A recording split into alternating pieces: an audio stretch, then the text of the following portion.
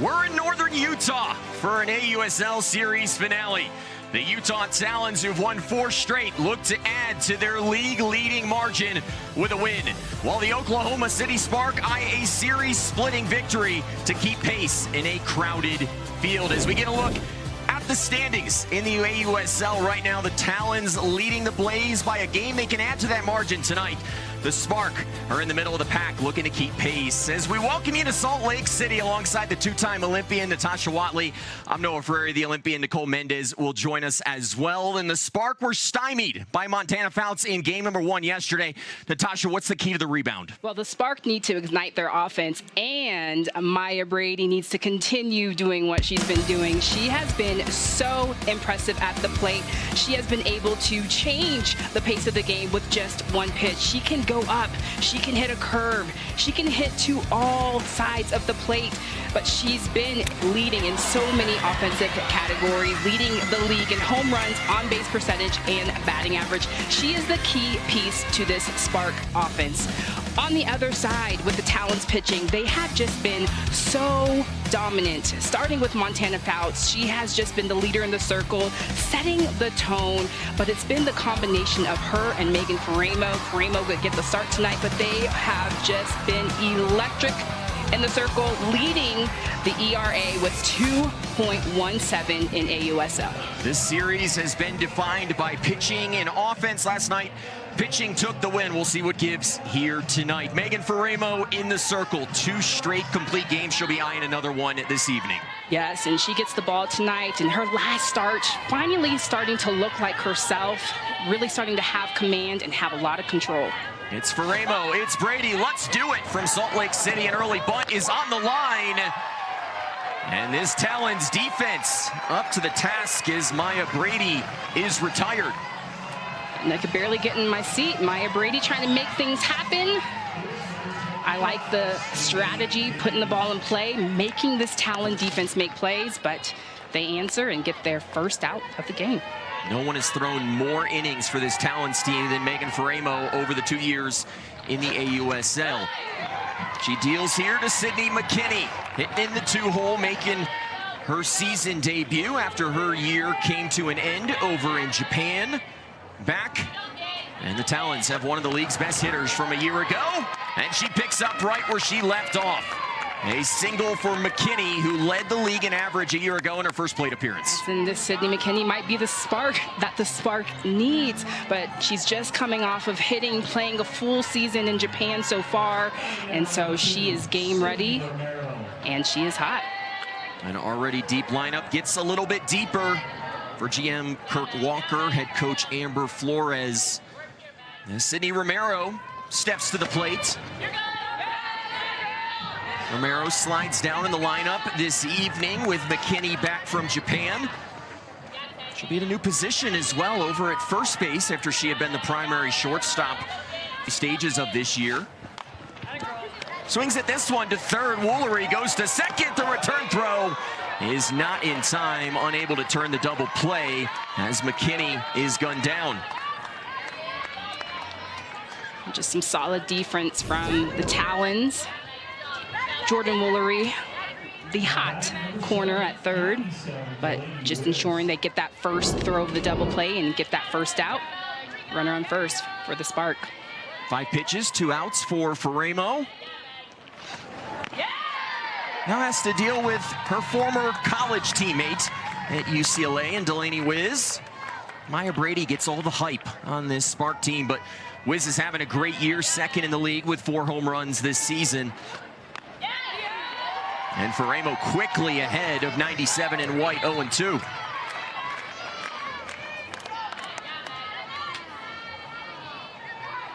.323 hitter on the year for Wiz. 0-2 from Faremo, bounces and gets through the wickets of Savannah Jaquish, who's seen more time behind the plate lately, with Charlize Palacios, the starting catcher, going on the injured list. Yes, and Savannah Jaquish, she's just been doing a great job of stepping in there and taking leadership role behind the plate. Talons haven't skipped a beat.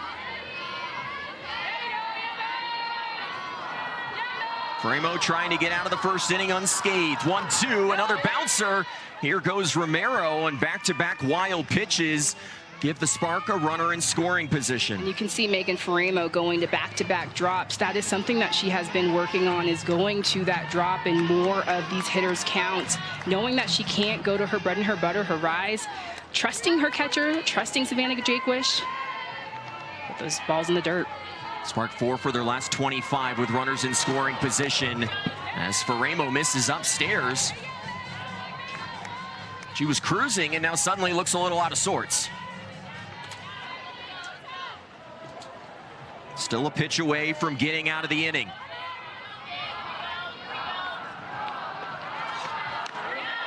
Off the plate, 𝐬𝐢𝐵𝐻 shows a good eye. Runners on the corners now.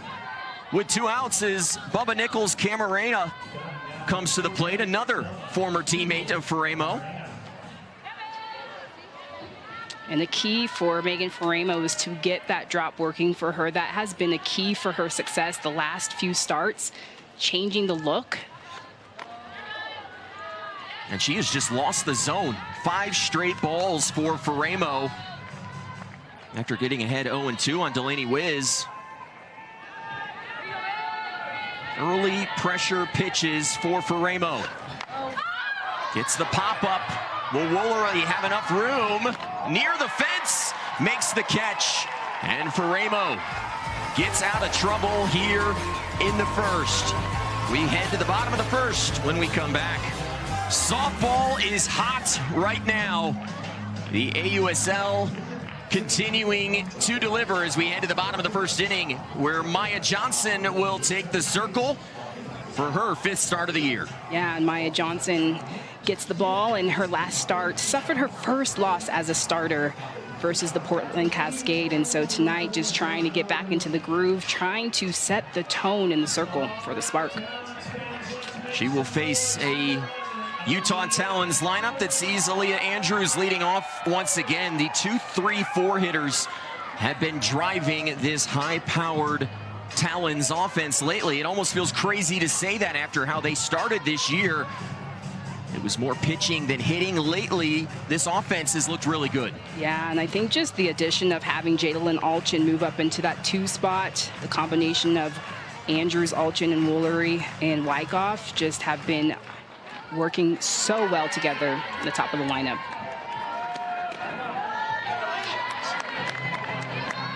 First pitch from Johnson to Aliyah Andrews. Misses. Andrews had a hit yesterday. Lays down the bunt here. Going to be a tough play. And Andrews will reach to lead things off. And I love this. Maya Brady's trying to put down the bunt. Aliyah Andrews trying to do the short game, trying to make defenses make play. And Aliyah Andrews just showing off her speed. And speaking of Maya Brady, during the inning, changed wholesale changes defensively because Maya Brady did not go out to center field. So we saw a reshuffling. 𝐬𝐻𝐵𝐻 goes from DP to first. This was that play in the first. Did you see anything? Didn't see anything at the time, but it seems like at the end right there, she kind of pulled up a little bit. Something feels off, but knowing last year she had a hamstring injury, so hoping it's not that. Allchin works underneath the 1-0 into right field where Amari Harper is. First down of the inning, there's Brady in the dugout. So with her out of this game, you see Bubba Nickles-Ca go out to center field. Sydney McKinney, who was supposed to be at shortstop, now is in left field.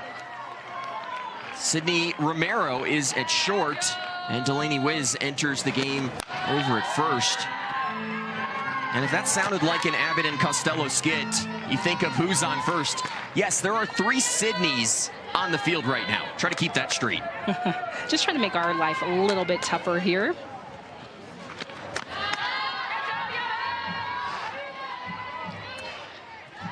Maya Johnson, you'll see her go side to side. She'll go up with that rise, predominantly in college, going more up in the zone, and now she's utilizing that curve a little bit more. Why is she having to do that at the pro level?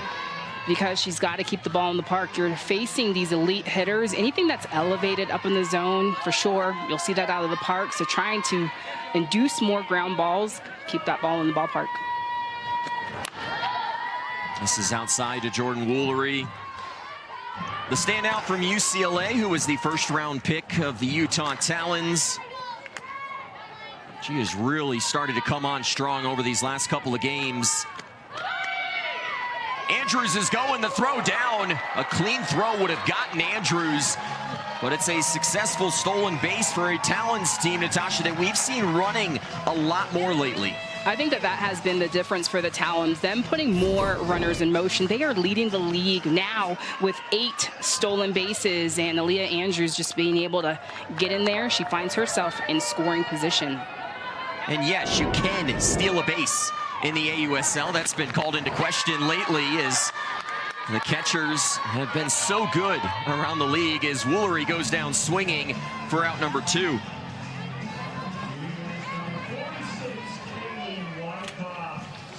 Talked about the stolen bases, none in the first game, 8 in the last 6, although maybe a bit deceptive. The Talons hit into some bad luck in those early games as Kailey Wyckoff grounds out for the final out of the inning. It's a scoreless opening frame here in Salt Lake City. A scoreless first here at Dumke Family Stadium as we go down to the field to introduce you to the 3rd member of our crew, Nicole Mendez. Well, Megan Faremo in the circle tonight, but it's a little bit of M&M action. Montana and Megan Faremo, those two, they're dominant in their own right, but what they do in the bullpen contributes to their success on the field. They have been a tag team all season long. Megan Faremo and Montana, they love to work on the little details. It's the small things that make them so dominant in the bullpen, but also whenever they get on the field. Well, that is a scary duo.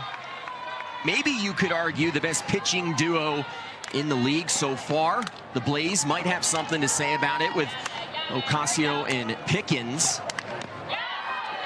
I definitely would say that they are the best 1-2 punch, and both so similar. You know, they predominantly throw that rise ball side to side, so being able to bounce off of one another, and both of them this year both implementing more drops, more a little bit, Megan Faremo more off speed and drop, but Montana Fouts, we saw her go into her drop a lot as well, and so trying to continue to develop and make the adjustments. Faremo working to Jessi Warren as that one's followed back. And forgive us, Georgina Cork, we have not forgotten you. Last year's pitcher of the year in the AUSL is back, and an already loaded Talons pitching staff just got a massive boost. Yeah, and having her back is just another look. Just so much precision. She's got so much knowledge of the game. Ground ball back to Faremo, an easy flip to first. And Faremo, after allowing 2 to reach back in that first inning, retires Jessi Warren to lead off the second.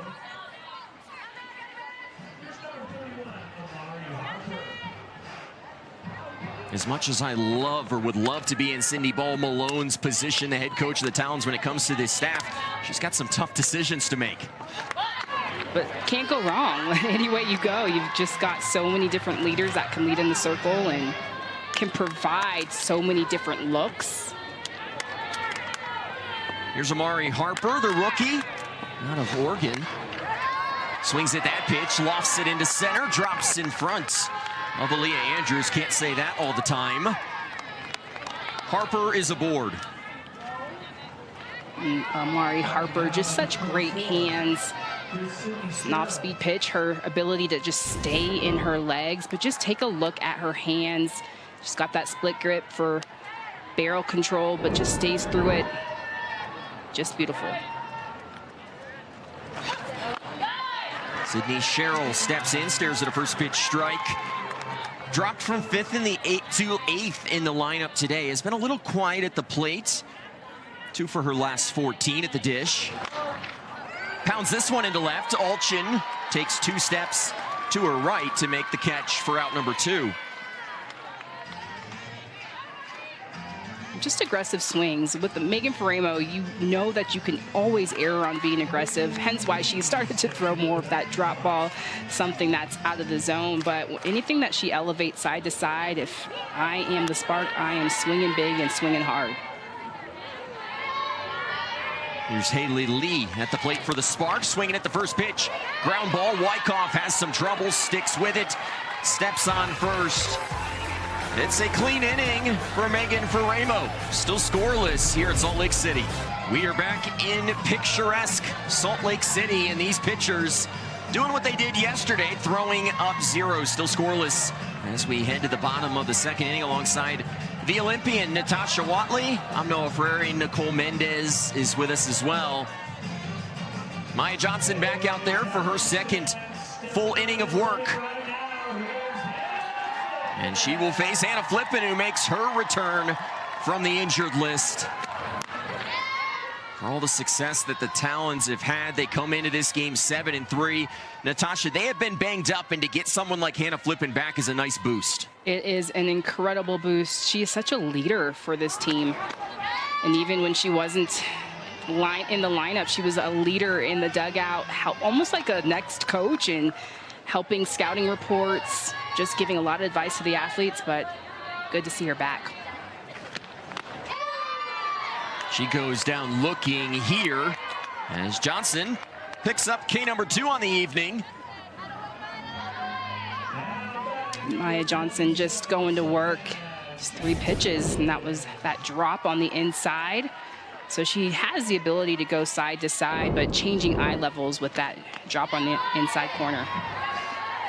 We touched on Sydney McKinney coming back from Japan. We talked about Georgina Korik in the last inning, but this is a Spark team that gets a lot of new pieces back on the pitching staff. You have to imagine Maya Johnson is breathing a sigh of relief because she's had a heavy workload early this year. Yeah, she's had a heavy workload, and it's, you know, right now you just want to settle into a rhythm, and now getting those pitchers back, you now can kind of feel how you're going to work as a staff together and really settle in.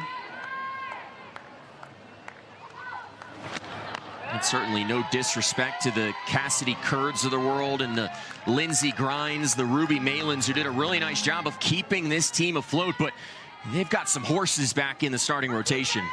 Yeah, and I'm interested to see how the rotations will start to look. And now 2 lefties, Maya Johnson and Jalen Ford, you've got on your staff, and Maddie Penta, who can go on both sides of the plate. She'll mix it up a little bit, so it'll be nice to see how this pitching staff starts to form together.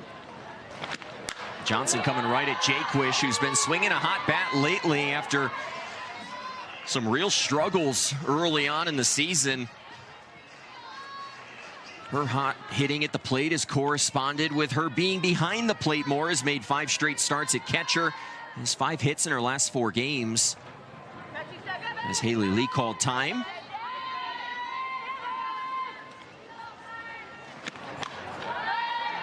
Fighting off a couple of tough pitches.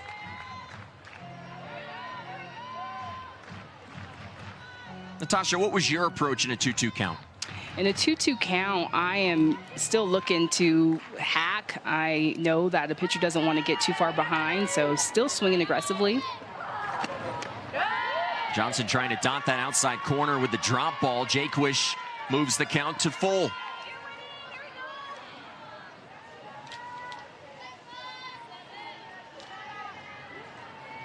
The payoff from the lefty, and 𝐤𝐤𝐻 hit that one a mile.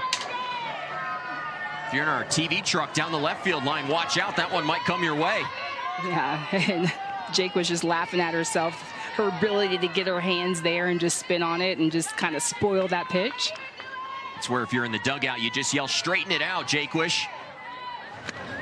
Unable to do so as Johnson has back-to-back Ks. A firm stop for the rookie. And coverage of Athletes Unlimited Softball continues tomorrow when the Chicago Bandits take on the Texas Volts. Join us at 8 Eastern right here on CBS Sports Network. And speaking of the Volts, picked up their 2nd win of the year. As Jessi Warren makes the catch in foul territory for the final outs of the inning. We'll talk about the Volts when we come back. End of 2 here at Dumke Family Stadium. Could this be the year of the pitcher in the AUSL? It's been a heavy storyline early. This Talons rotation has been dominant, but the pitchers across the board have been fantastic, Natasha Watley. It has been so much fun to watch. I mean, from the rookies to the vets, you know, Kenzie Brown with Portland Cascade, she was incredible to watch. We have been so lucky with all of the complete games that we've been seeing. As we head to the top of the third inning here in Salt Lake City, first pitch swinging by Grace Jenkins. In there for Maya Brady.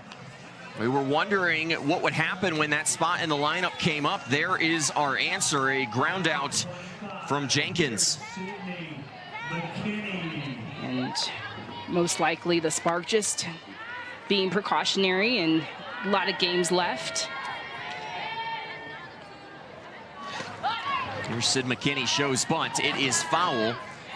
And right before we went to break, we teased a second win of the year for the Texas Volts.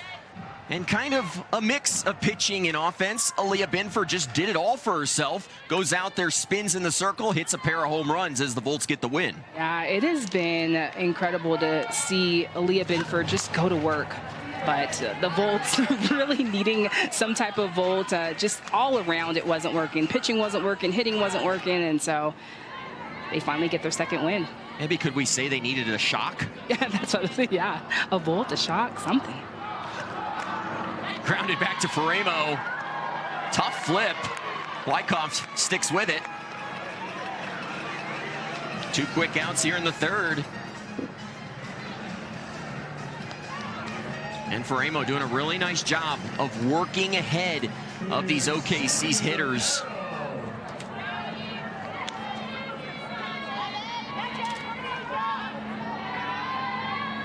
Just 29 pitches so far for Faremo as she steps out of the circle.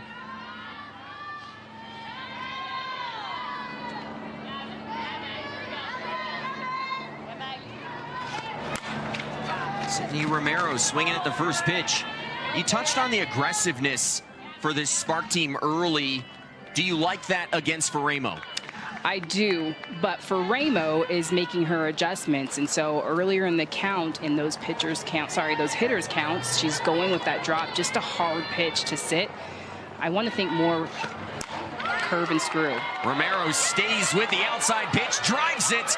It'll roll to the wall. Romero's going to be on second with a 2-out double. Lost a hitting streak yesterday, starts another one here today. And that's exactly what I'm talking about. If I'm hitting Faremo, I am thinking something side to side, and this is a curveball on the outside half. And Sydney Romero, just one of the most elite hitters in this league, making it look easy, standing on second, stand-up double. Romero, a professional hitter, 8th pro season. She's been such a big part of this team, and I think her versatility is going to be huge down the stretch of this year when you get Sid McKinney back. You can put Romero at so many places. Yeah, and coming in today, we had her at first before Maya Brady went down, so just so much versatility. She's also a leader. She just talks about, she practices what she preaches as a coach. So paying attention to the detail, taking care of the game, and respecting it as well. Whiz down the left field line, hooking foul. And our third base umpire, Smokey Eds, who was a part of quite the play at the plate yesterday, signals that one foul. Natasha, you thought that was closer. And maybe we have a bad angle or something, but I thought that was clearly fair. But, you know, hey, I'm up here, they're down there. I thought that hit inside, and the way that everybody played it almost felt like it was a fair ball. But let's take a look again. Okay, it's foul. We'll blame it on the sun. Yeah. There's a little tricky down that third baseline. There's a glare. All right.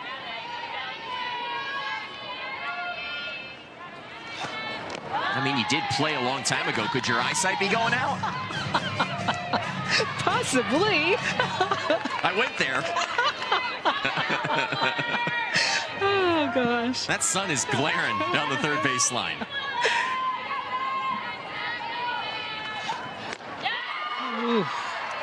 Although we did have this conversation pregame, Jalen Ford who could make her debut in this game. Her first professional season was your last back in 2016. Yeah, you're really putting things in perspective now. Digging myself a grave over here. Yeah. Outside pitch as Wiz works her second walk of the evening. Notice I never use the word old, though. Yeah, but you're working around it. But I am catching your drift. Picking up what I'm putting down, yes, I guess, right?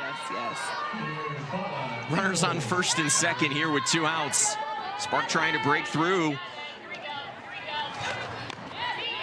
Nickles-Ca following out to third with a pair of runners on back in the first inning. A chance to atone here in the third.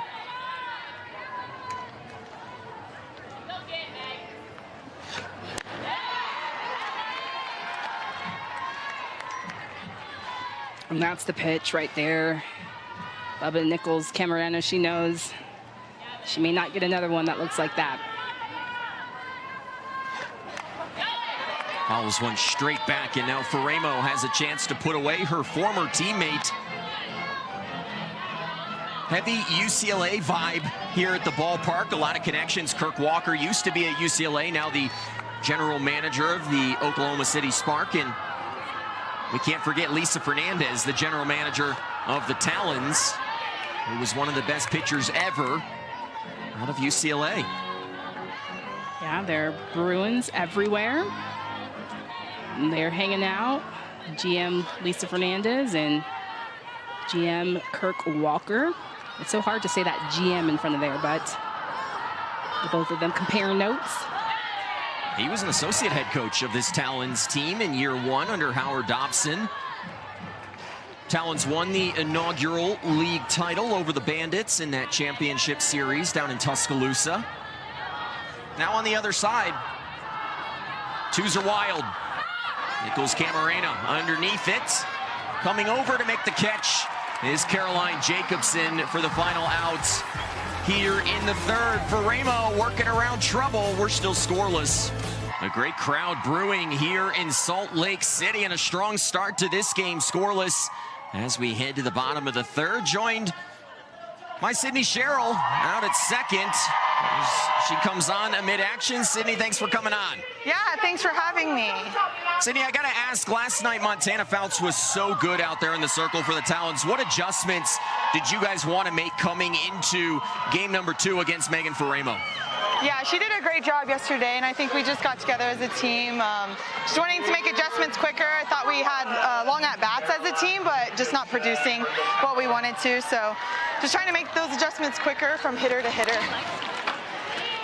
Sydney, you've been a couple years removed from the college game. You graduated in 2022.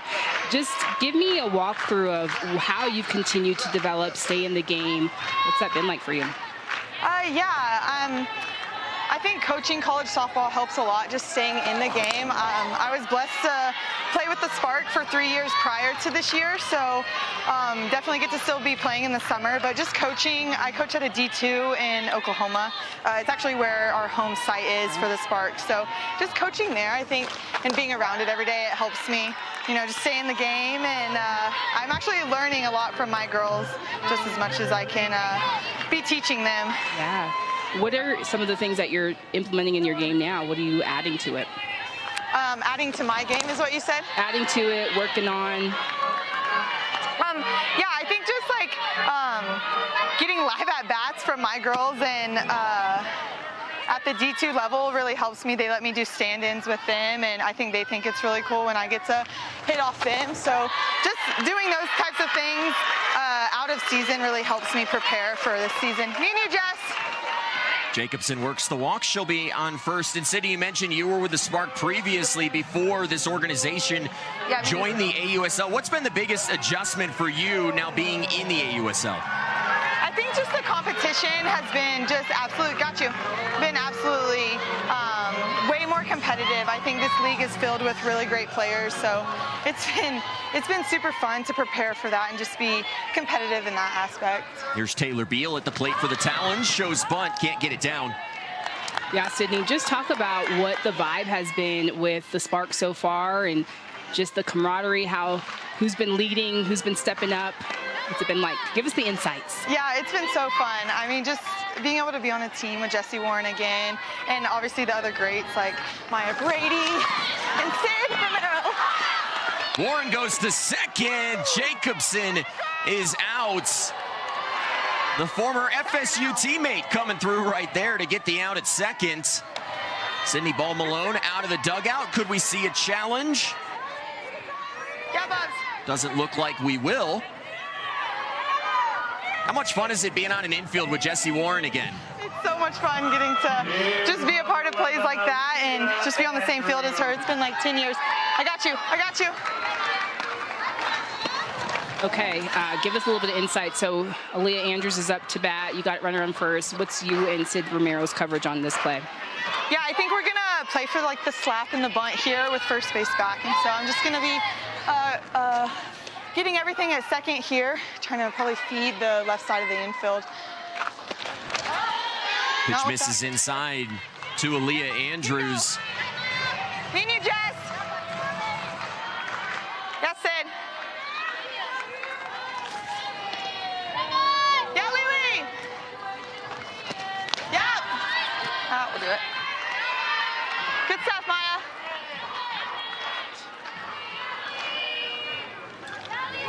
Well, Sydney, we're going to step away and listen to you play the position. All right, thank you guys so much. Thanks for joining us. From Florida State. Yes, we love her. She's we great. Love her. Yes, love you, Coach. Bye, Tosh. Thank you. Yes, good job.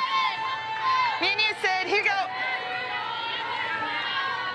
Aliyah Andrews has worked herself into a hitter's count on the 3-1, tries to lay down the bunt, Good stuff. and fouls it back. Really is fun to see some of these college teammates that played together back in the day get a chance to reunite here at the pro level. Yeah, because you just never know that you'll get to see them again. Yeah, And me and you, Sid. Here you go. Yeah, Jess. having them play in the pro league together, and just such a fun dynamic, the two of them.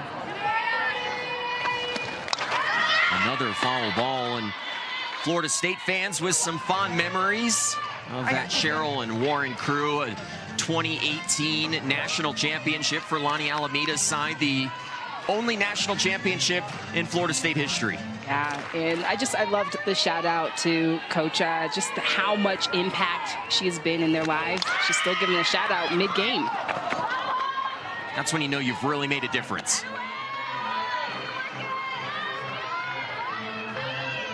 Aliyah Andrews seeing a lot of pitches as a leadoff hitter. That's exactly what you want to see out of that top spot in the lineup. Missed inside the throw down. It wouldn't have mattered because Andrews works the walk. And now the Talons will have a pair on with one out here in the third. Yeah, and just the Talons just doing so much work of getting runners in motion. Again, yes, Aliyah Andrews ends up walking, but you can just see the strategy completely shift these last two series. A lot of movement and pressure putting on defense for the Talons. And we touched on this early. That's a perfect example, Natasha, of plays early in the year where the Talons would have had a stolen base, and now they don't because the walk negates it. Right, right. Not putting that ball in play, and everything working in their favor offensively. In this situation, what are they saying? You were in huddles just like this. What are they saying to Maya Johnson? Right now, you've just got to rely on your defense a little bit. She's all over the zone, hasn't really been able to find it, going deep with an Aliyah Andrews. And so right now, it's just, hey, let's try to use our defense here. Let's maybe play for a double play.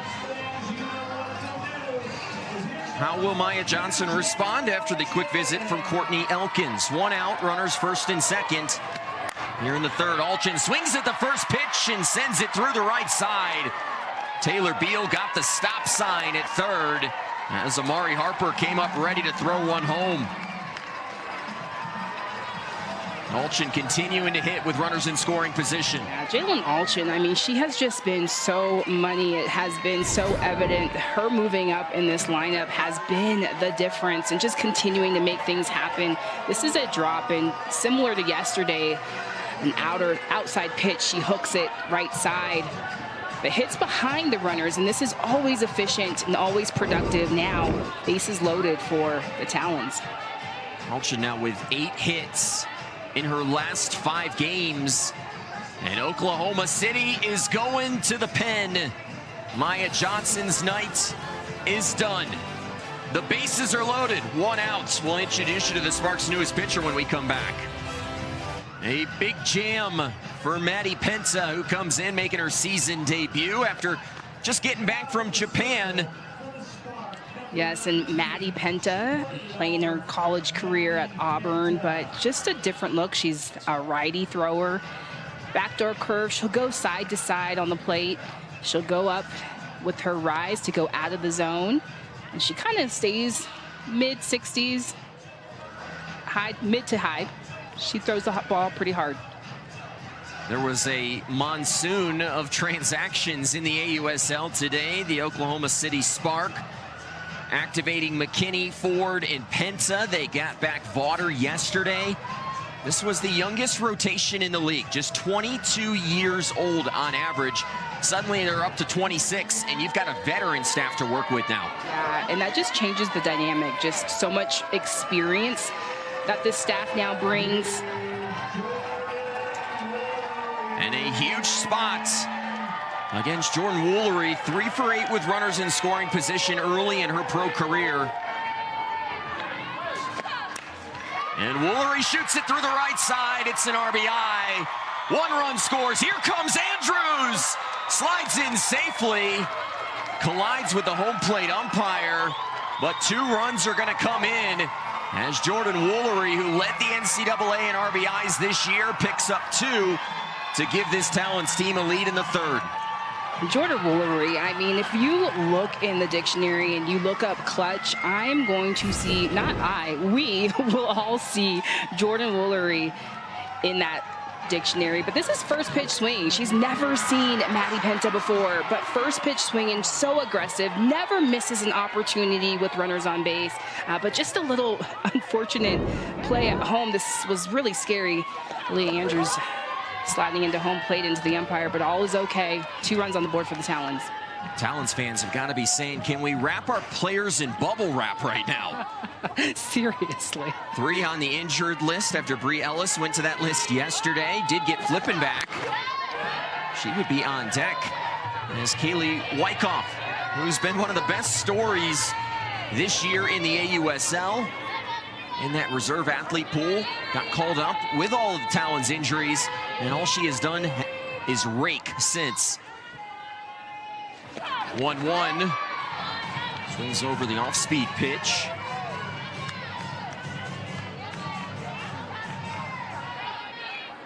Do you shorten up here 1-2 now? Definitely. You want to make sure you just stay compact. You protect the plate with 2 strikes. Right now, just trying to get familiar with Penta, just trying to see what you see.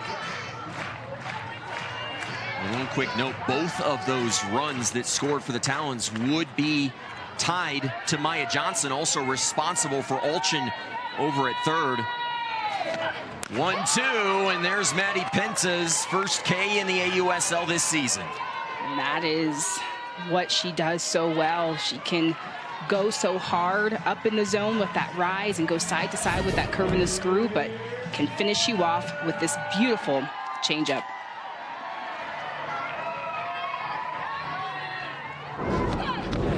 And a first pitch strike to Hannah Flippin, and we mentioned just off the injured list. Struck out against Maya Johnson in her first plate appearance.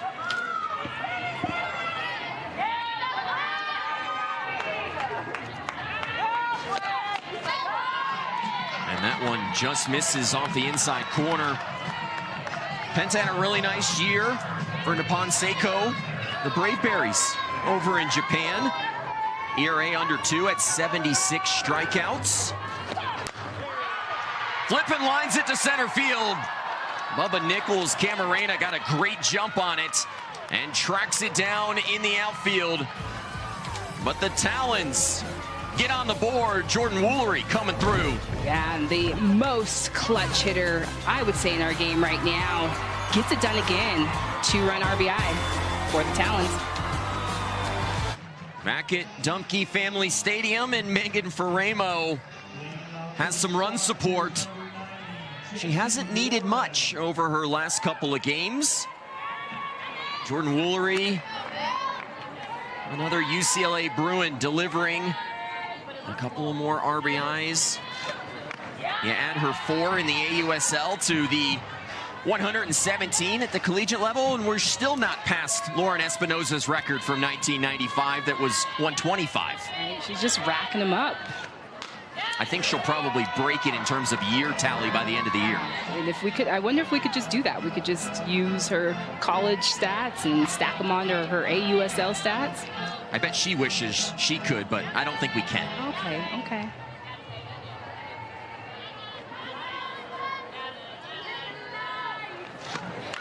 Jessi Warren standing in against Megan Faraimo, who has been really good so far in this outing.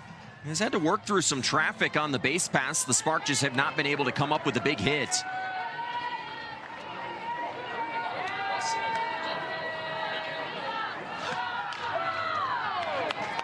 Foul ball there as the count remains 1-2 to Jessi Warren, who grounded back to Faraimo back in the second inning. Yeah, yesterday Jessi Warren had a nice day at the plate. I really liked her at bats and just her approach and just being aggressive on Montana Fouts. Not much else happening with the Spark lineup, but she looked like she was in the rhythm and in the zone. And that one hits Warren. First multi-hit game of the season yesterday. 2 of the 4 hits against Montana Fouts. I think she would have rather get on base by the hit instead of that right there. And that just looked like that's in a spot that is not fun. It looked like it hit her elbow, and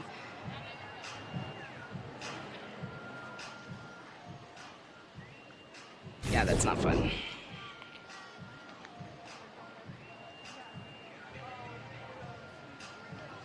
She has the elbow guard on, but still sometimes that thing still can tingle and you can still feel it. Somehow you put all this body armor on, that's what I like to call it, and that pitch still has a way of finding you. Yeah. I mean, imagine if she didn't have that on, that's going to be 10 times worse. So thankful they've got all the technology and all the armor.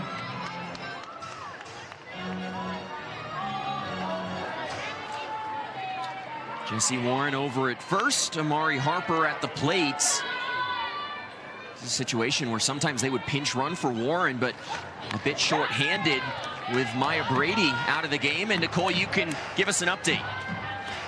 Yeah, quick update on Maya Brady. It was on that very first at-bat that she had. It was on that bunt, running it out. It's a lower body injury. Right now, she's day-to-day. Nothing too serious, but she's able to just stay and walking around. We saw her moving, and I think that's the best-case scenario, especially with what we saw with Jessi Warren just then. Well, you want to see her back out on the field. She's one of the best hitters in the world right now, and a big loss for the Spark here in a game that they really wanted to win, as Amari Harper was trying to take out her teammate down the right field line. Here's a look back at that play. It was more towards when she got to first base and tried to reach out for that bag. Looks like she pulled up a little bit. Maybe a hammy, but definitely something got her at the end. And she dealt with injuries last year, picked up an injury over in Japan, and then only played in the final 6 games of the regular season. Still found a way to have an impact, and she's bettered that this year. Incredible numbers. Yeah, just like doesn't even seem real, like those numbers, her batting average and hitting over 500, leading the league in home runs, and she just doesn't seem real. I mean, you flirted with a 500 batting average in your career at times, right? Yeah, but did it a little differently. just way different, way different. Into center field, Andrews underneath it for out number 1. And weekdays on CBS Sports Network, the CBS Sports HQ Spotlight crew keeps you up to date on all the top stories with highlights and in-depth analysis. Alongside the 2-time Olympian and gold medalist Natasha Watley, I'm Noah Frary. Final game of this 2-game set between the Talons and the Spark is Sydney Sherrill comes back up. How much fun was it talking with her while she was out in the field? You just love the access that the AUSL gives us to some of the best athletes in the world. Yeah, and just hearing her insights on what's been helping her as an athlete, being able to be a coach now in the game. And it's so interesting. A lot of athletes, when they become a coach, and you have to actually articulate adjustments, and that just helps you in your game. So I just think it's always unique when a player gets that opportunity to be a coach and be a player at the same time. Now, you've also given her a lot of advice in your career as well. Yeah, I had the opportunity of actually coaching her when she was on the junior national team, so that's how I know her. And she wasn't even in college yet. She was just a baby, and so it's been fun to see how she's grown in this game as well. Sends this the other way. Allchin's going to make the catch, and if memory serves, Kirk Walker was also on that staff. Yeah, he was. Good job. Yes, he was a coach, and so it's so crazy. Our softball world is so small, and we're so connected, and that's what it's so fun is. Like, even here at AUSL, there's just so many different generations connected. A Kirk Walker, a Lisa Fernandez, down to a rookie Carlin Pickett. You know, just across the board, there's been so much fun, and just everybody's so connected. Lee attacks the first pitch. Beal, who's had a fantastic glove since coming up out of that reserve athlete pool, can't make that play. I think that's going to be a base hit. Yeah, and this is a 5-6 hole, just a little tough play because, you know, Jordan Woolery also has a lot of range, but Taylor Beal also has a lot of range, so I almost feel like she pulled up at that last second on that last hop. Not sure if Jordan Woolery was going to cut that ball off.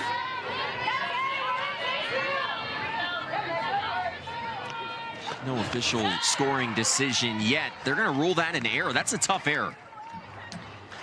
That is a tough error. But also shouldn't be a hit because I feel like Taylor Beal can definitely make that play. Beal, known as an incredible defender during her collegiate career at Arizona, has shown a really nice glove filling in for Hannah Flippen, who was the defender of the year after she went on the injured list. More traffic on the base pass for Megan Faraimo. Not all pitches are created equal. She's had to throw a lot of stress pitches early in this outing.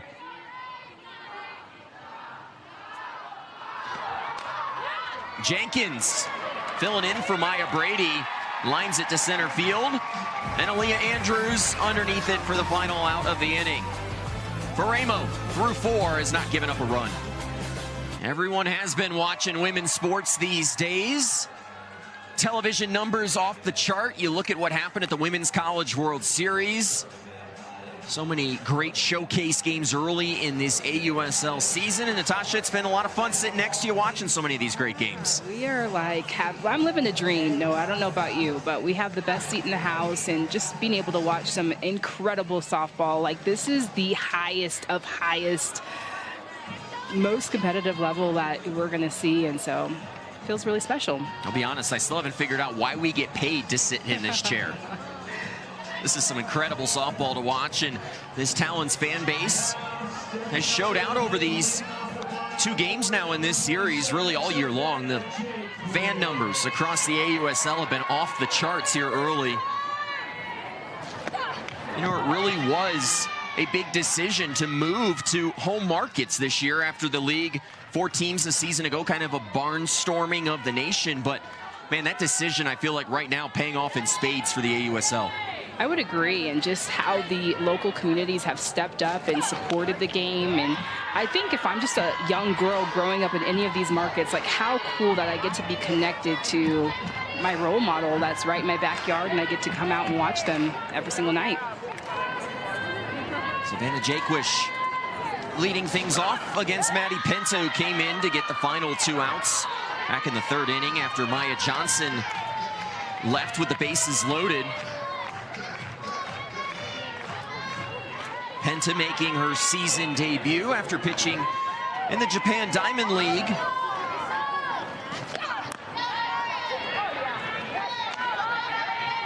It really is crazy to think about, with all of the talent that we've seen around the AUSL, that the league just got astronomically better with all of these players back. Yeah, and just elite players. And Maddie Penta was so effective during her college career at Auburn, and being able to go over and play in Japan. And I just, haven't had the opportunity to see her play in Japan, but I know that just when you play in Japan, it's a game of detail, and you don't have any choice but to get better because they're going to study you. And so she's definitely probably elevated her game. 𝐤𝐢𝐲 lifted for the pinch runner. That's Sarah Gordon, who was just activated out of that reserve player pool for the second time this year with the Talons. She was called up when Bri Ellis went on the injured list. First pitch buzzed the tower there for Becker, who was able to pull back.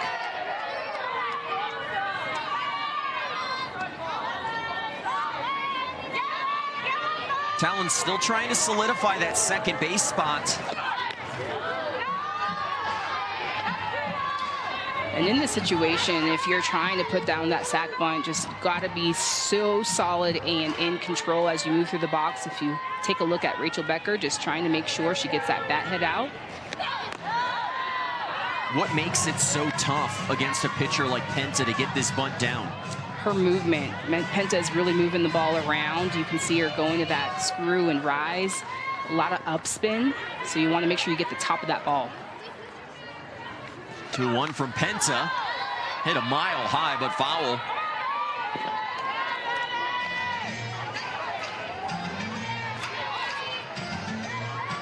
About 5,000 feet above sea level. I learned that the hard way earlier this morning. Went out on a hike in a nearby mountain. This Florida boy was gassed. Well, I don't know if it was a smart idea, you going by yourself. I mean, if you would have passed out up there, how are we going to help you? It was that mountain right there. Look at our crew. Are you kidding me? Oh.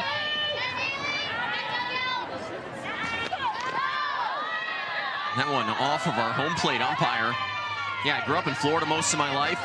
Sea level. Got up to about 5,800 feet today and was feeling it.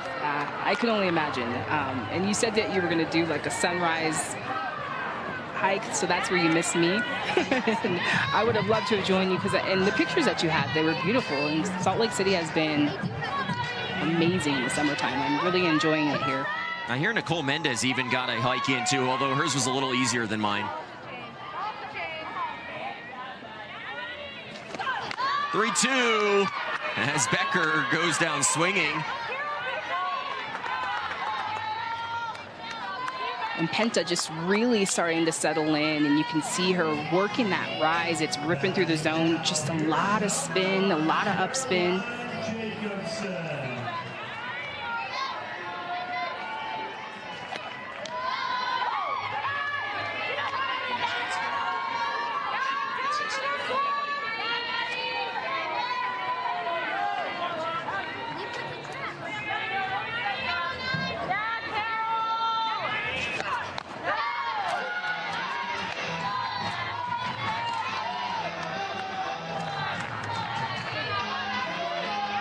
Jacobson worked to walk back in the third.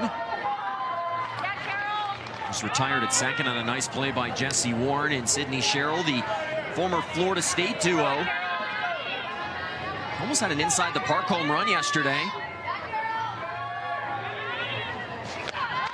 AUSL fans were a little torn on Instagram after the game on whether it was an out call or obstruction. We were a bit confused. We did get some clarification that our home plate umpire deemed that it was a clear enough play that the obstruction was negated. Went down as a triple for Jacobson as she flies out to right here. 2 outs in the inning for Maddie Penta.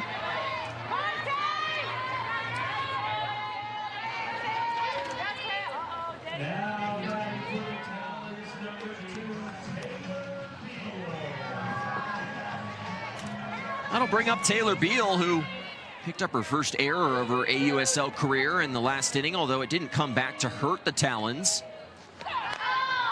Swings at the first pitch, drops it into right field, and she's going to reach. I don't think Rory McIlroy could have placed that one any better on a green at Augusta. Yeah, and Taylor Beal has just been so clutch at the bottom of the lineup. She has done such a good job of being feisty, finding a way to get on so that she can work that back to the top of the lineup. I'd have to start calling that amen corner. 2 on, 2 outs. Good speed on the base paths right now. Gordon at second. And Taylor Beal over at first. And Aliyah Andrews at the plate. Andrews in a similar spot to this, back in that Volt series over the weekend. Delivered a big double, her first extra base hit of the year. Drove in a pair, proved to be the game winner. There's the 1-1 to Andrews. And facing a pitcher like Maddie Penta, this is such a good opportunity if you're a running slapper, someone like Aliyah Andrews that has a hard slap, to think more line drives, think more left center, use that up pitch to your advantage. Screwball off the plate there to Andrews.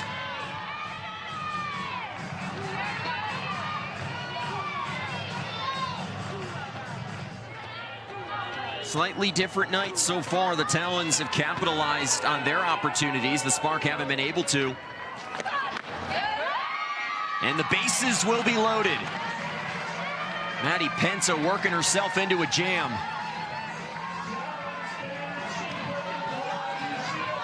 And such great eyes from Aliyah Andrews, second walk of the night. She just did such a good job in that leadoff position, just to see a lot of pitches, really methodical. I like her in that leadoff spot. And now Courtney Elkins back out to talk to her pitcher, Maddie Penta. You do this because you've got Jadelyn Allchin coming to the plate. And yes, there's a lot of hitters that are hitting in this lineup, but Allchin might be the hottest of all the Talons right now. Yeah, and you're coming up to Allchin Woolery right here. And so here is where you're going to have to use your best stuff and try to stub this Talon offense. Suddenly these three of Allchin, Woolery, and Wyckoff starting to feel like murderer's row. Yeah. Then you got Hannah Flippin. I know, right?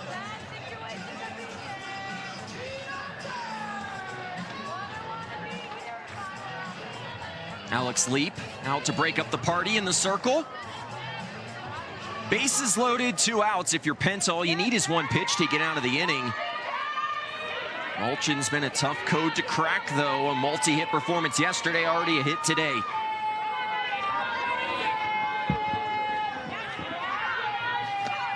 Swinging at the first pitch, and that one came right into your living room. Yeah, she is on it. Just her swings, her approach, just so quiet at the plate, has such good presence.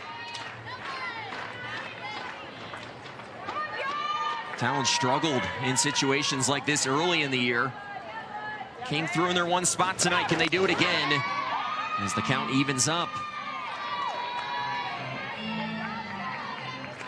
Allchin a year ago had to earn her spot on this roster, and now she has become one of the stars of the Talons here in her second year. Ahead 2-1. How does that change your approach as a hitter at the plate, Natasha?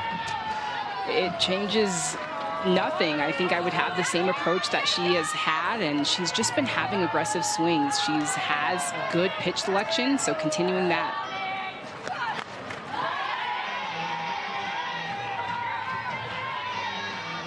Now Maddie Penta, pitch away from getting out of trouble. That early part of the season, the Talons really struggled to come through with runners on base. They've stranded 3 so far. Penta trying to strand 3 more. Allchin drives one. Right field. Harper with a beat on it and drops it. 3 runs are going to score.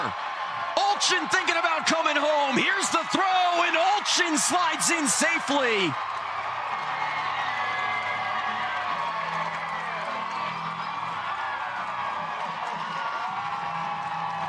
Have yourself a night, Jadelyn Allchin.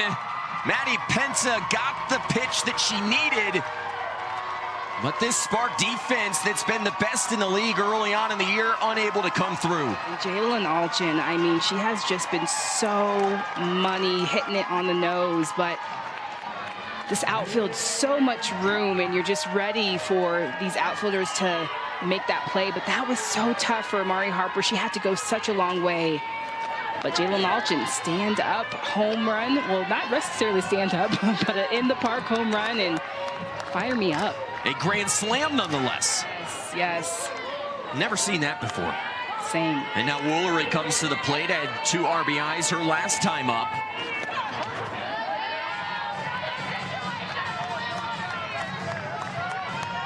Let's get down to Nicole. Well, at what point did you know that you were going to go for home on that one? I think just looking at Jill and seeing her confidence sending me home, I know I had to go all the way out, all in. Sorry.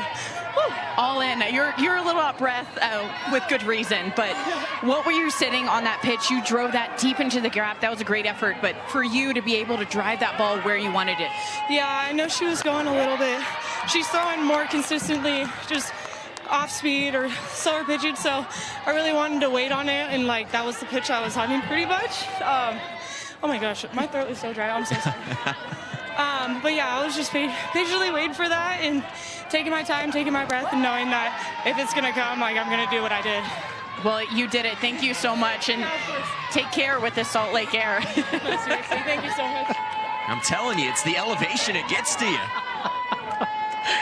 Oh, man. That's so good.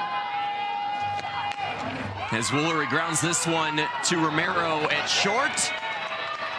Pensa was a pitch away from getting out of the inning unscathed, but Jadelyn Allchin with an inside the park granny. Well, if not having an inside the park home run wasn't enough, how about having it be a grand slam? Jadelyn Allchin continuing to be the offensive force for the Talons.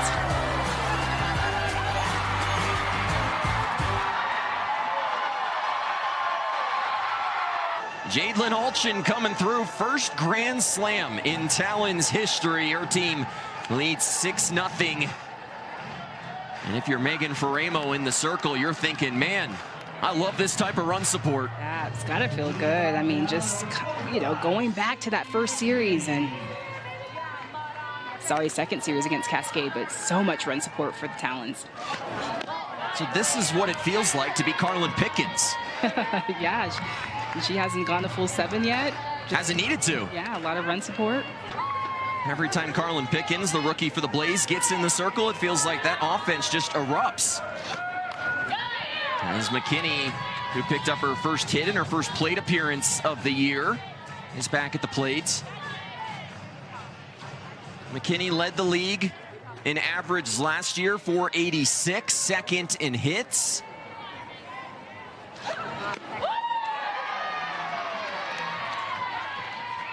And Dumke Family Stadium still buzzing after that grand slam in the last inning. McKinney fouls it off. And I'm a sucker. Let's show it again. Sure, why not? I mean, this was just so much fun to watch in real time. And how pumped is she? And out of air.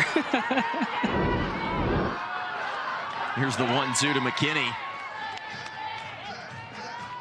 Just the second grand slam in AUSL history. Morgan Zirkle had the other. Yeah. All right, misspoke there. Second inside the park home run. Morgan Zirkle had the other. The first grand slam home run in team history, and just the story behind Jadelyn Allchin. I think that that's what makes it so cool. There's McKinney bidding for another hit. First game, first multi-hit performance. And Nicole, I hear you're making some friends in the stands. I'm making a lot of friends here in the stands. You drove 8 hours from Montana to get here. You guys watched the game yesterday and tonight. What has it been like, the environment? It's been so cool to see like the pros play, especially like being here with all my friends and my pitching coach Kelly and Paris. It's been so fun. I've just had a great time. Like, this has been such a great experience. It's just been the best thing. Yeah, and then you're watching this. We just saw an in the park grand slam. You don't see that too often. But the talent, what is that like for you, watching and knowing that could be you one day?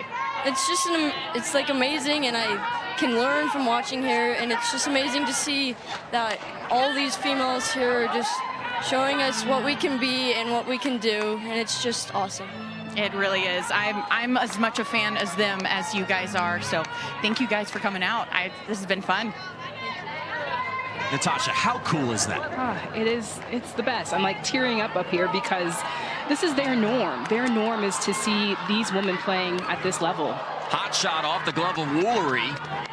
Romero's going to reach, and that was not always the case. There was a lot of people like you and Lisa Fernandez and so many more, Kat Osterman, who played in those eras where there wasn't this access, and now to have the ability to watch these players up close is pretty special, I have to imagine. It is the neatest thing. I just couldn't imagine being a young girl or being them and being able to see professional women's softball and just to be able to be so up close to it and have something to be your North Star. There is no greater feeling, and I just love hearing from all of them.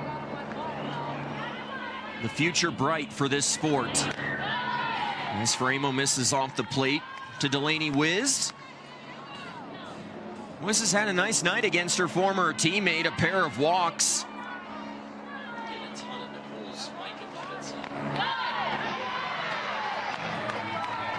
Has a discussion there with our home plate umpire about where that pitch was located.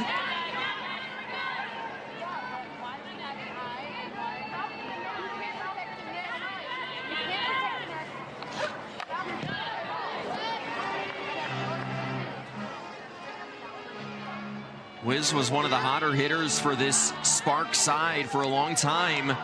Had a 6-game hitting streak, June 6th through the 11th. Maybe cooling off a little bit. Trying to pick it back up at the plate. No better time than the present as she lines one into right field. The Spark going to hold the runner at third, and they will have the bases loaded with nobody out. This is the pressure that you need from the Spark to put on the Talons. They definitely have the bats to do it. That starts off with Sydney McKinney, Romero, back-to-back hits, and then also Delaney 𝐻𝐻𝐻𝐻 just getting it done. And so this is the part of their lineup that is so dangerous. And this is a perfect example of how you beat this Talons pitching staff, because they've given up the fewest extra base hits in the league this year, probably helped by this expansive field. But you have to find a way to get people on base. Right, and I think that that's the strategy. If I'm facing the Talons, I'm thinking singling them to death. I'm just shoring up, letting these pitchers supply the power. Montana Pouts, high 70s. Megan 𝐕𝐺 hitting 69, 70 tonight. So let them supply the power and stay short to the ball. And look at that, Georgina Korick, the pitcher of the year, just back from Japan, is warming. 𝐕𝐺's thrown back-to-back complete games. You get the sense, though, that she's on the ropes right now. Can she get back up and punch back? One of the best pitchers of her generation. 3 times a top 10 finalist for the USA Softball Player of the Year award in her college career at UCLA. Facing a former teammate here in Bubba Nickles-Ca. 0 for 2 against the fellow Bruin. Was fouled out and flied out. Infielders at double play depth up the middle. Pinched at the corners, ground ball to second. Becker has one play, she'll make it as the run scores. And the Spark are on the board as runners advance to second and third. And a productive out. You want to hit right side. Just continue to keep this rally going a little bit, and Sparks on the board. An RBI for Nickles-Ca.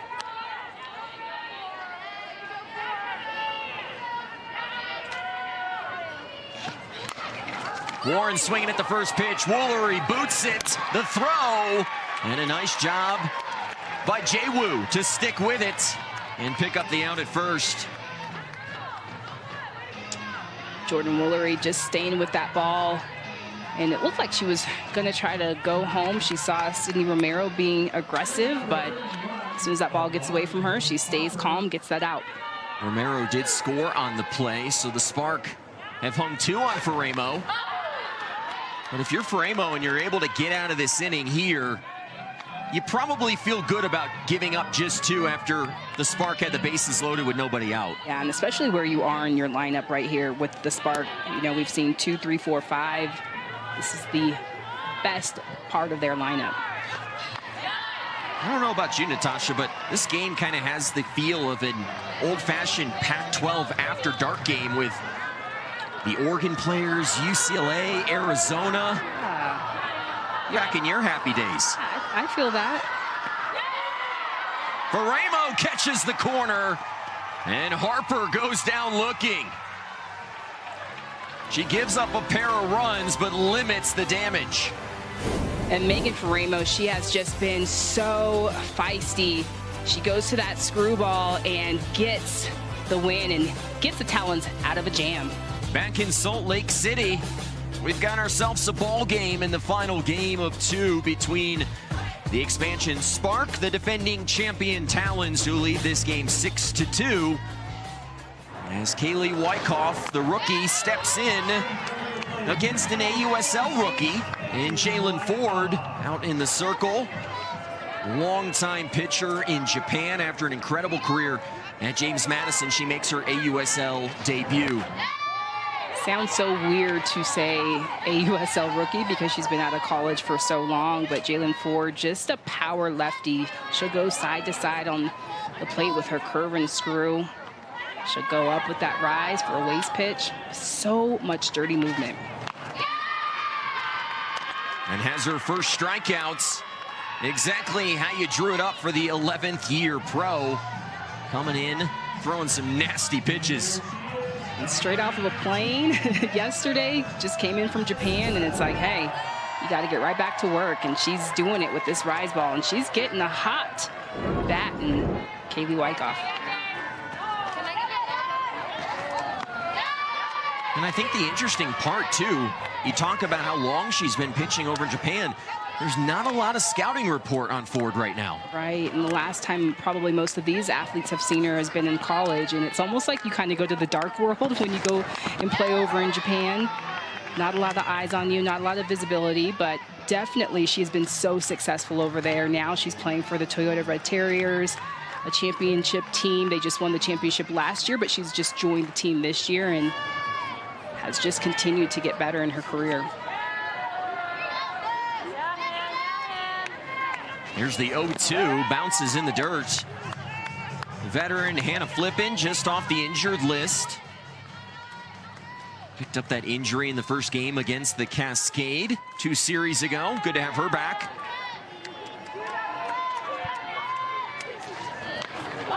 It's going to be an interesting dilemma for this Talon side to figure out where Flippen fits back into the puzzle, because Taylor Beal's been really good at short. Do you consider leaving her there? Does Flippen play second? Maybe you flip that?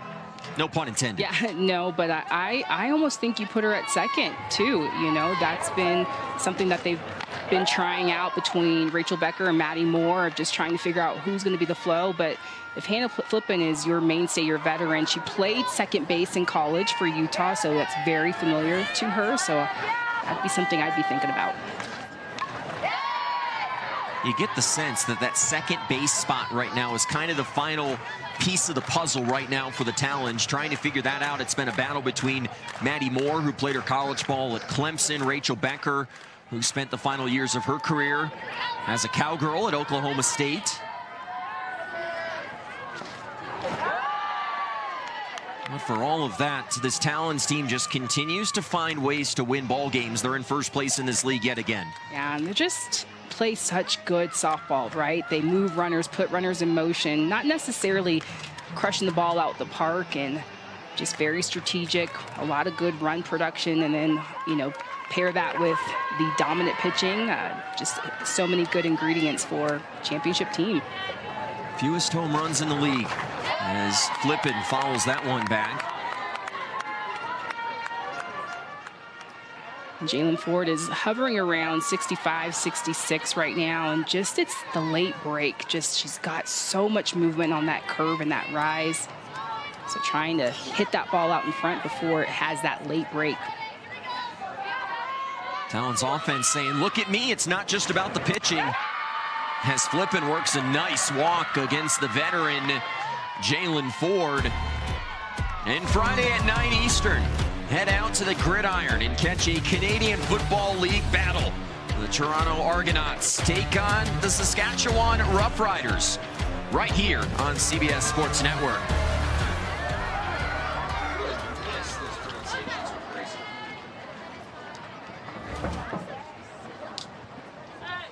After the walk to Flippin.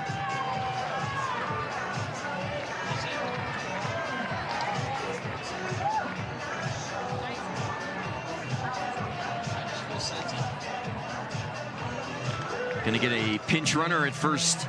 Here's Maddie Moore. Get the sense they're still being a little bit cautious with the lower body of Hannah Flippin. That was the injury that she dealt with. You haven't seen her in the field yet. Just trying to be careful. Yeah, just being precautionary. She's a player that you want for the long haul. Speaking of Hannah Flippin, was a big part of that championship team a season ago and will be down the stretch of this year.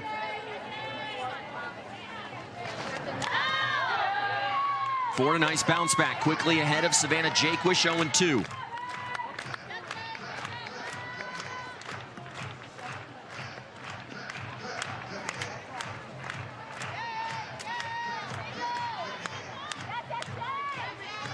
If you're the Talons, you'd love to find some insurance runs here late in this game.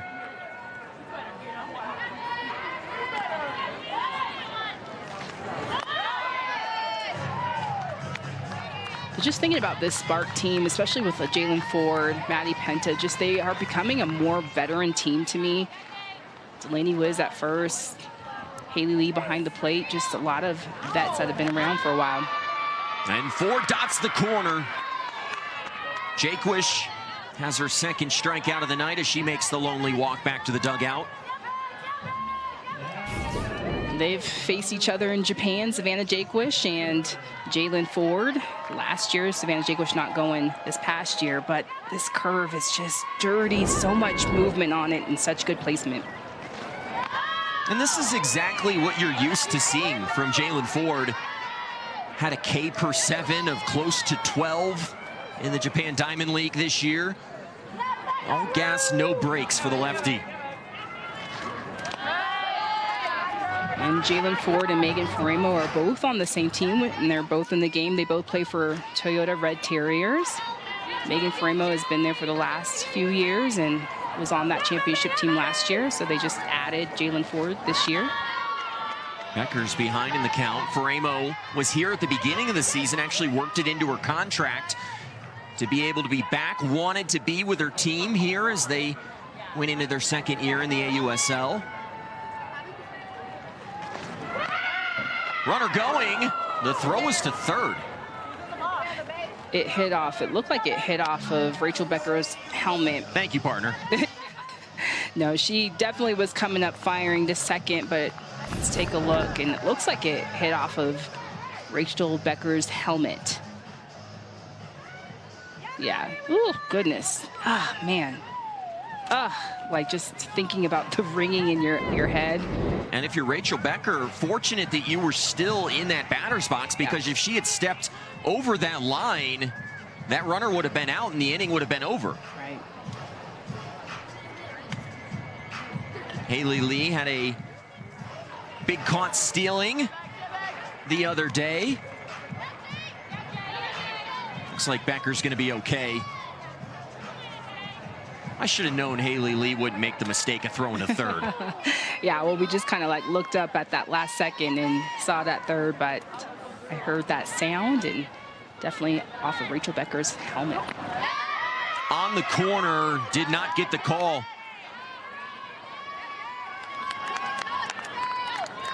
Talons 3 for 7 with runners in scoring position in this game. An insurance run, 120 feet away for Becker. 3-2 and 3 Ks for Jadelyn Ford in her AUSL debut. Exactly how Kirk Walker drew it up. 6-2 as we head to the 6th.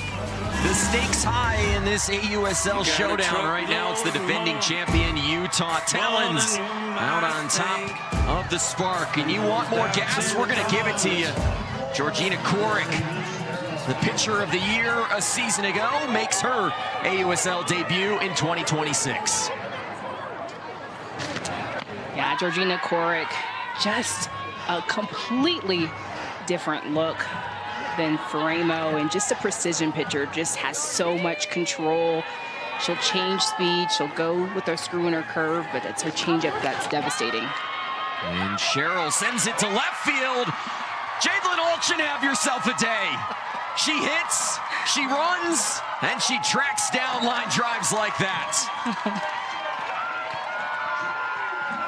That's becoming the steal of the draft for Lisa Fernandez. Goodness, Jadelyn Allchin, pump me up. She is all over the place.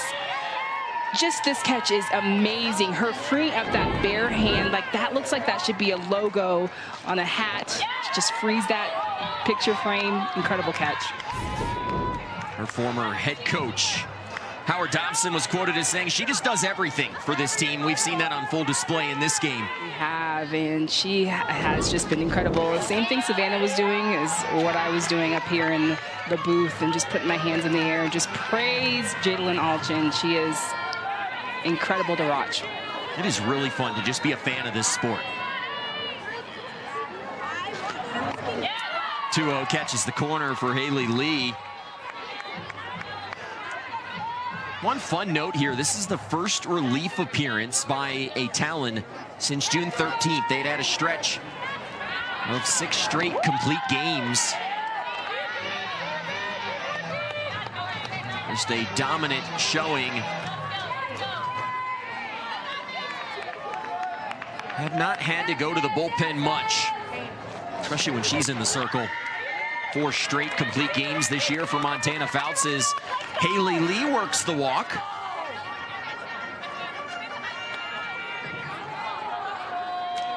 Just a change in speeds from Megan Faraimo. Megan Faraimo was hitting 67, 68, sometimes topping out at 70, but Georgina Corrick, well, she'll stay around mid-60s, that last pitch at 66.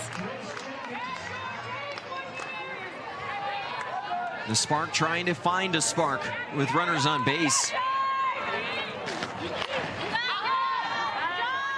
Always have to look anytime a ball's hit in Jadelyn Allchin's direction. Even balls out of play, you somehow think she could track down. She scales the fence. Got a pinch runner at first base. It's Aliyah Andrews. Sent him to left. Allchin underneath it. A step in fair territory as the catch for the second out. Yeah, it's got to be so fun being Jadelyn Allchin right now. I mean, she is just playing so free. And again, the story of her last year being a reserve pool player and just making such an impact, and now earning her spot this year. So much impact on this Talons team.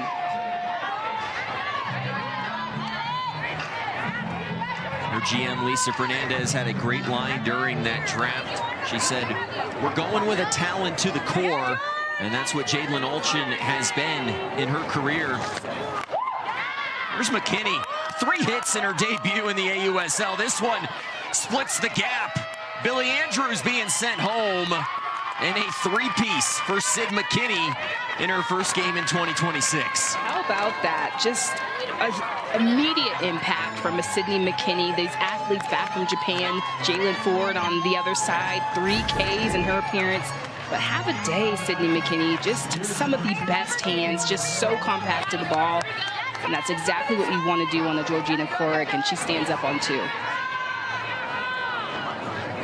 I'll bring up Sydney Romero to the plate, and all I got to say is, if you're leading the top of the hitting category in the AUSL, you need to sleep with one eye open right now.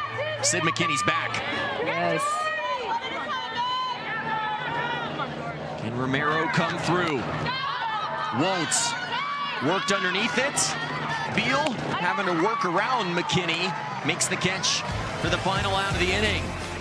A 3-run game as we head to the bottom of the 6th in Salt Lake City. Jadelyn Allchin delivering again for this Utah team. There had only been one inside the park home run in AUSL history. There had never been An inside the park grand slam. Allchin changes that in the fourth, and her fingerprints, Natasha, had been all over this game. My goodness, and she has been pumping us up here, and she is electric, fun to watch. I'm loving the softball that she is playing right now. Allchin would be up fourth in this inning. It'll be Caroline Jacobson who will lead things off. It's Jacobson and Beal, and then back to the top of the lineup. Jacobson 0 for 1 tonight, walked. Back in inning number 3. She was a key cog of this championship team a year ago. Still scuffling a little bit at the plate, trying to find some more consistency. It was fun talking to her yesterday and just hearing about her approach at the plate and how she likes to prepare. She says, I like to have moving balls. I'm not necessarily a T athlete, but watching video, getting a lot of reps in, a lot of preparation goes into her approach and playing at the plate. And right now, she's just fighting for her life against Jadelyn Ford, who came in her first inning of work in the AUSL, had 3 strikeouts, worked around a walk with 1 out. Yeah, 3 of 4 hitters faced, and you can just feel the momentum and energy for the Spark. It almost feels like it has changed with the presence of Sydney McKinney, the presence of Jadelyn Ford in the circle. Saws off Jacobson, 1 out. And I don't think anyone would have ever said this, Natasha, but you kind of felt like for the Spark, if you were able to tread water and put yourself right in the mix, like we showed you at the top of the show, sitting right in the middle of the standings, you felt like once you got these pitchers back, you could make a run in the back half of the season. Absolutely, and that was really what was missing, was just trying to figure out the piece in the circle. They had the offense going, but what I'm seeing from Jadelyn Ford, I feel like they have just entered the chat, the Spark.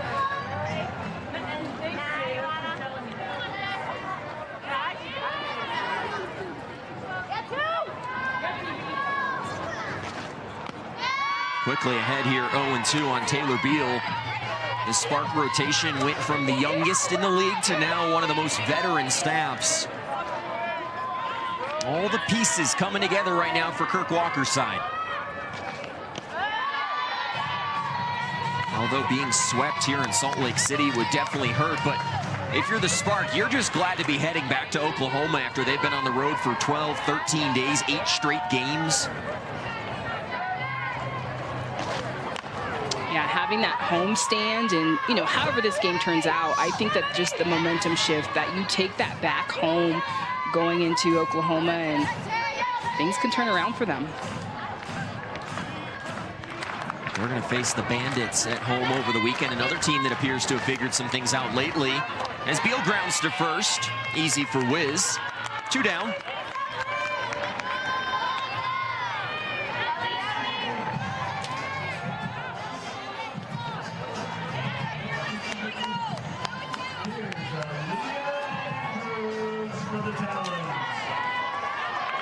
Ford is retired.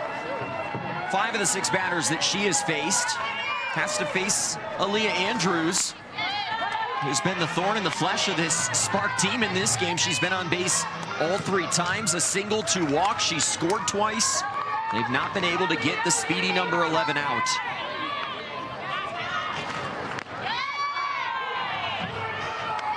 Maybe Ford's the kryptonite.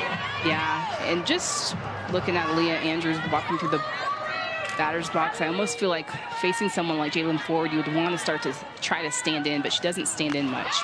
And Ford was the kryptonite of Aliyah Andrews. A 4th strikeout for Jadelyn Ford. Can her team rally in the 7th? Last licks coming up for Oklahoma City here in the 7th, down to their final 3 outs. They've given themselves a chance. 2 runs in the 5th, 1 in the 6th. But they will have to go through Georgina Korick. This would not be a save situation, but Korick trying to finish off an 8th win of the year for this Talons side, who would have a chance to move a game and a half ahead of the Carolina Blaze, who are not active today. And that could loom large. Those two, the Blaze and the Talons, going to play 3 in Durham later this week. As Cork falls behind 2-0 to Delaney Wiz.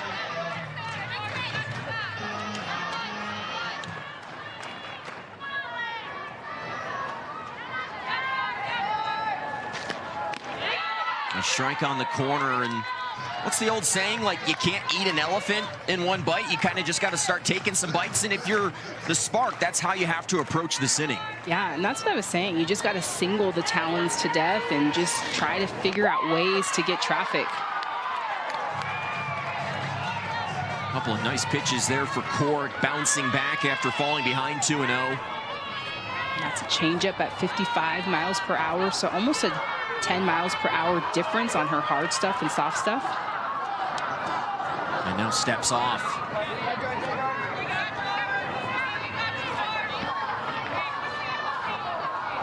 Wiz trying to get on. Inside, that almost hit her.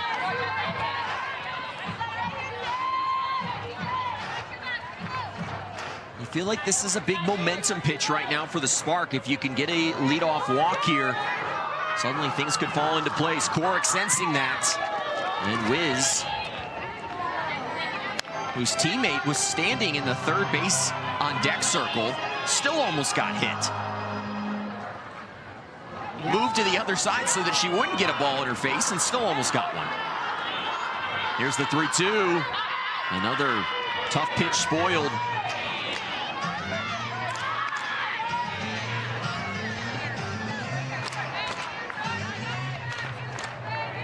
Spark earned a come-from-behind win in Game 3 against the Cascade the other day. Eyeing another here. And kind of the similar situation than what they did against the Cascade was just chip away. Again, you know, they had a Maya Brady home run, but that helps. That helps, but minus that, it was just singling the Cascade to death and just getting runners on base. Ground ball, left side, Beal gloves it. Oh my! What a play by Taylor Beal to take away a hit from Delaney Wiz.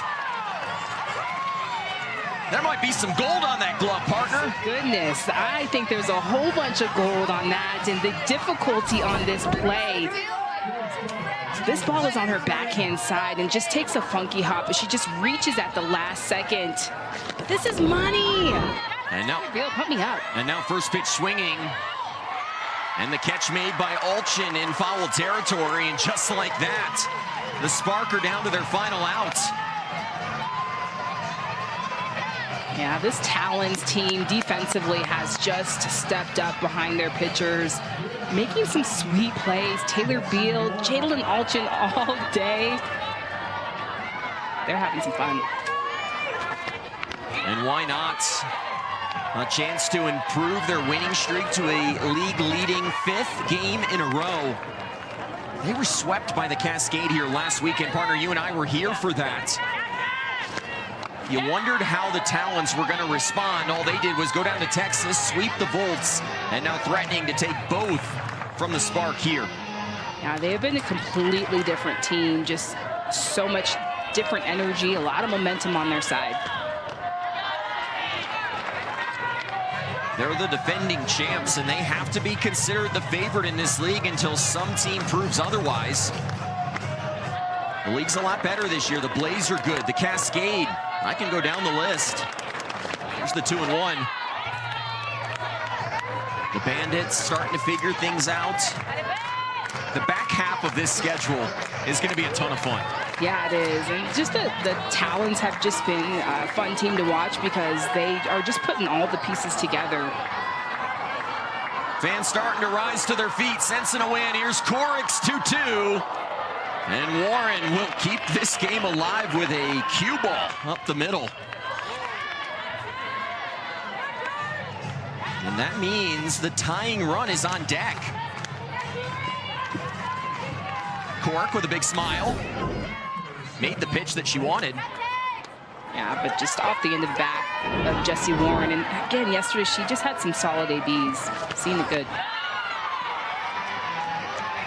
A first pitch strike.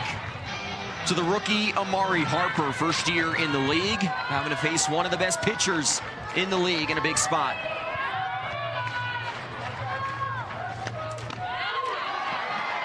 Oh, 0-2. Court threatening to make light work of the rookie as this capacity Talons fan base rises to their feet. Here's the 0-2, just off the corner. Lesser man might have called that a strike and gotten to dinner a little quicker. The dinner reservations will have to wait for at least one more pitch. The 1-2 from Corrick, again off the plate. Those are great pitches, though. Those are great pitches, and I'm just trying to figure out whether that last one missed, but just a little bit off, looked like, but... So is Sydney Ball Malone, let's be honest.